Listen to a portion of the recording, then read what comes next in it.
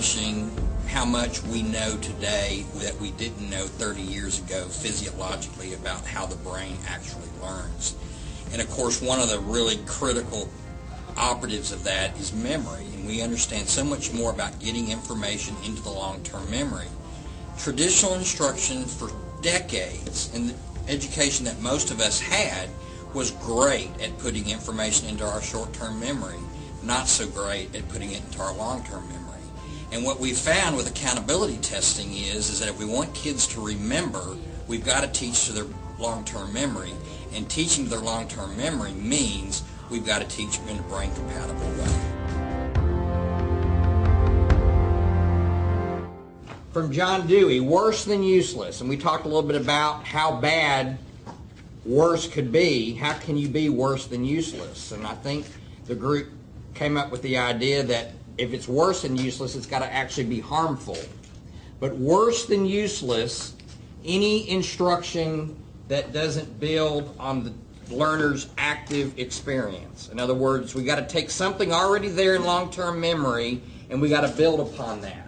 If they don't have that requisite, that something to build upon, then the chances of us getting into the long-term memory is going to be greatly diminished.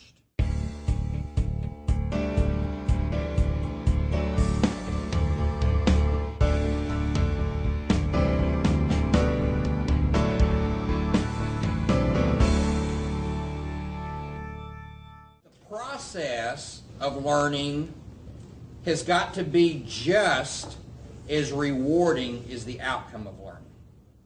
We have a lot of senses and sensory systems that work in the learning process, and we want all of those to work simultaneously with whatever it is you're teaching today. It's kind of the idea of we want to hijack the learner's brain for the task that you have at hand. Because if you get all the resources of the brain simultaneously focused on one thing, then there isn't much that the human brain can't do.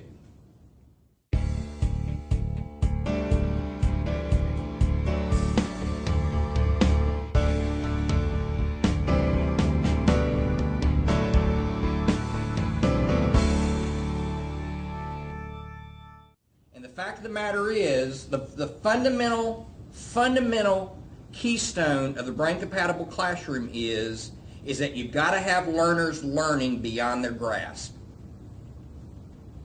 And that's kind of the word challenge, what we use to kind of capture that. Lev Vygotsky used the term zone of proximal development.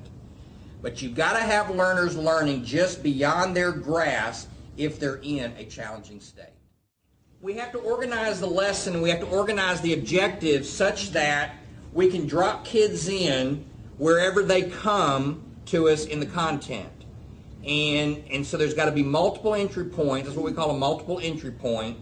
And then there's got to be a multiple solution path for the outcome.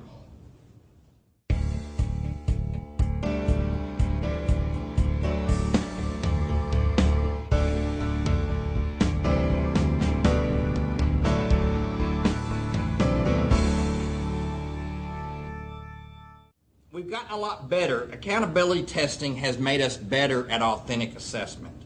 And about us really being able to test the desires, the outcomes that we desire with learners. Much better so than we did when we just simply used teacher-made tests and teacher-made assessments that may peripherally get to those outcomes but not necessarily get to the richness of the outcomes. And so we need outcomes that are truly demonstrative of not only how much thought and thinking and process has come out of that learning, but also that the outcome is the outcome that we've desired as well.